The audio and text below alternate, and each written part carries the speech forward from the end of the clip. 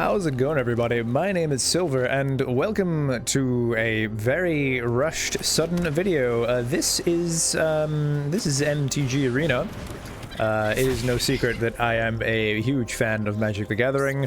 Well, I suppose I've never told you fellows on YouTube here. Well, I did do that unboxing of some Magic packs. It was horrendously bad quality when I was in Canada.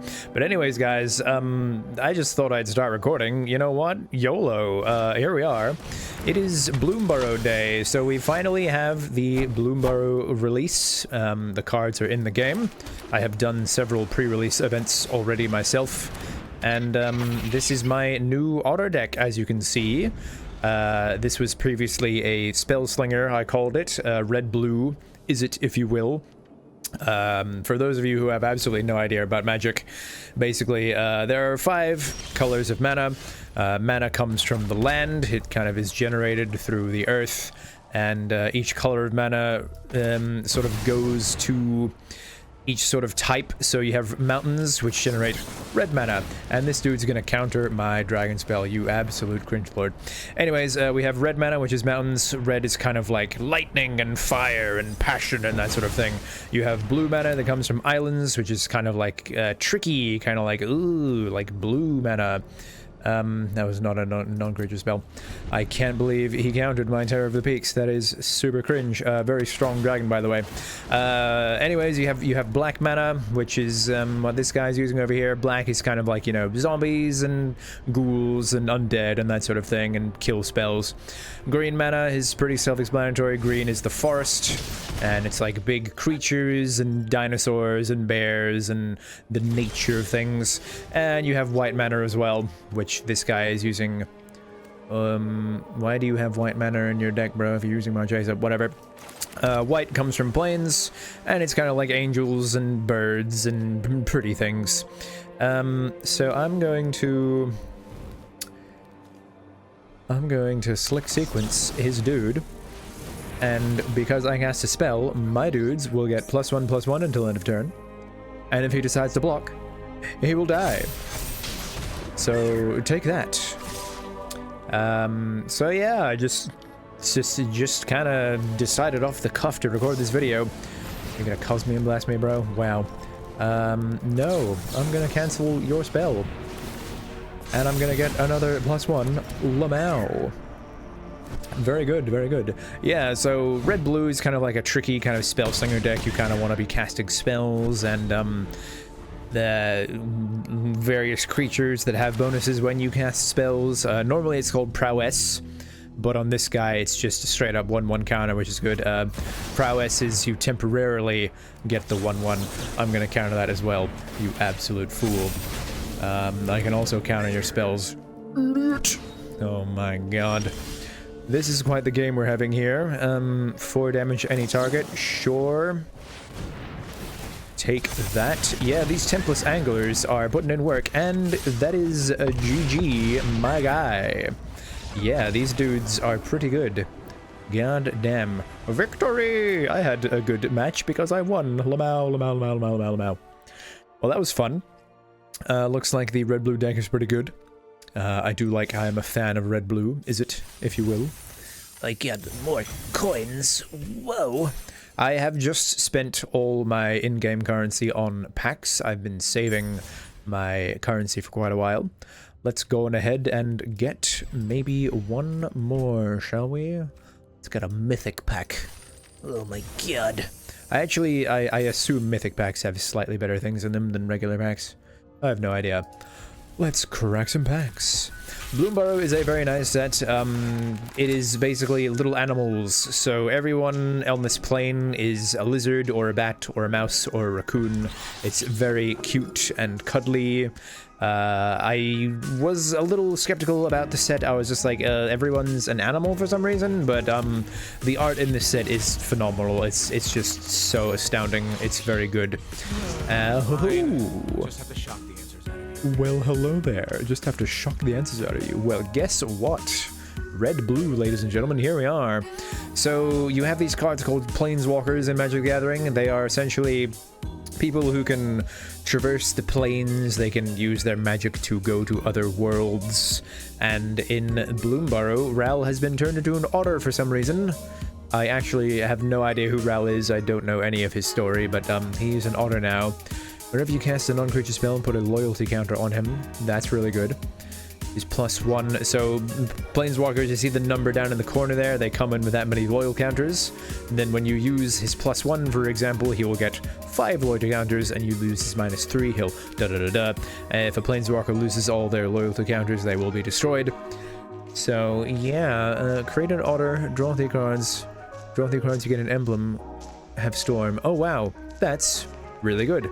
Okay, well, guess what? That's going in the deck I just played. Nice. A bing. Thank you. That's cool. So yeah, I basically just edited this deck a little bit. I have some counter spells. I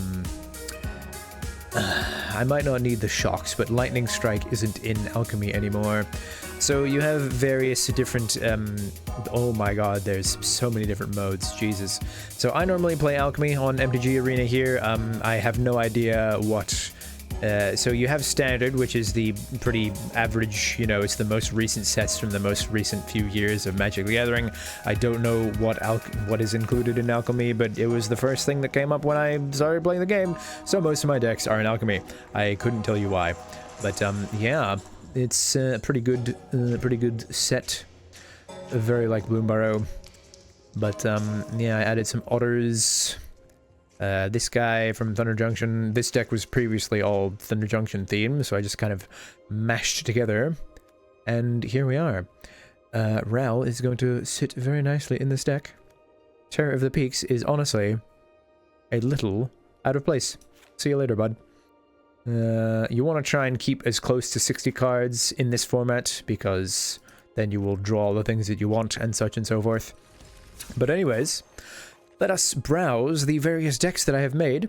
As you can see, for some reason, I went with whatever the thing is and then putting something next to it. So, Kalia something, Sliver something, that sort of thing. Why do I have 2... Sliver? Oh yeah, Sliver Brawl. I recently discovered Brawl as well, which is another mode in this game. It's essentially like Commander. Commander is probably the most popular format of Magic. It is 100 cards, you have 40 life, and it is singleton. So you're only allowed 1 copy of each card, whereas in Standard and Alchemy you can have up to 4. So Commander just leads to more complicated games, more complicated strategies, and it's just generally very fun. This is a deck that I've been building for the past few days. It's Collier of the Vast. I have needed lots of mythic and rare wild cards to get some good demons and dragons, and I finally think I have enough. I recently used a mythic to get this other version of Kalia. And then I also got a few other things here. Lyra Dawnbringer I just recently got. She's really good. Flying first, flying lifelink. Other angels you control get 1/1 and lifelink. God damn. So yeah, pretty cool. Kalia is an insane deck when you get her out, and it's just like, oh, I get to put some crazy demon, dragon, or angel onto the battlefield attacking you as well. The absolute dream is to get the gold dragon. Where is he? Ancient Copper is really good. You get treasures. The other dragon is pretty good too. You get fairies. But yeah, it's a fun deck. It's fun. Oh, I haven't applied my styles. Ooh. Ah. But yeah, guys, random little video on Magic the Gathering. I very much like this stupid card game. I started playing in about 2015, and that was Journey into Nyx and Core 2015 and everything. Stopped playing around about 2018, around about there, gave it a bit of a break, and then about in late 2020 I decided to get back into it, and absolutely screw me that I decided to get back into it, because this game in real life is quite a money sink. Obviously MTG Arena you can pay real money to get cards, but I would highly recommend that you don't do it like me. I've spent a little bit of money on this game, to be honest with you, but I bought the Battle Pass, for example. Cringe, but it is what it is. The battle pass just lets you get pretty cards and a few extra rewards, but it is what it is. But yeah, guys, I very much enjoy Magic the Gathering. It is a fun little game, and going out to my LGS or a local game store is a good way to stay social and try and make some friends. So it's a good time for everybody. I have the Otter something, and I have my old Izzet deck. Well, that's interesting. Oh, these are essentially... No, they are not. Nope. They are pretty much the same. That's weird. I don't remember changing this deck. Strange. Well, I have two Izzet decks. Whatever. Anyways, guys, thank you for watching this video. If you would like to see more Magic the Gathering, I certainly wouldn't be against to recording a game of my Sliver deck or my Joda deck. I am a fiend for the Joda deck. I am a disgusting Joda player. Disgusting Joda player, I'm sorry. Joda is one of my favorite commanders. He's very fun to play. When he comes in, he gives a +X to all legendary creatures, where that is the amount of legendary creatures you control, so your board state gets absolutely crazy. Everything is +20, and whenever you cast a legendary spell from your hand, exile cards from the top of your library until you get a non-legendary, and you put it into the battlefield, which is very fun. So you have Joda out, you play another card, you cascade. Say, for example, I was to play Loran here, I would cascade for 2, and then I would get to put in something else like Shigeki or Gorogoro, and it just becomes pretty crazy pretty quickly. You have all your creatures on the field, everyone's giving a plus to everyone else, and you have the various bonuses that various legendary creatures have. It's very fun. I played a game the other day. I recorded some videos on TikTok. Check me out on TikTok if you really want. I was playing against another Joda player, and his deck was disgusting. It was disgusting. Ikor Moon. He was using this card, and he had a ton of planeswalkers. So planeswalkers you control have 0 proliferate, so all his planeswalkers are getting an additional loyalty counter, and then your planeswalkers also have -12 take an extra turn. I am not kidding you when I say that his turn took 20 minutes. He proliferated a million times. He took like so many extra turns, and he actually crashed the game. The match ended in a draw because he just refused to kill me, and his turn continued going, and he was playing creatures, and he was being an absolute cringe lord. But that was the most insane Joda game I've ever played. It was wild. So check that out on TikTok if you're at all curious, but yeah. Anyways, guys, I might actually edit my Joda deck with some cool Bloomburrow cards and get back to it, because hype. Bloomburrow hype.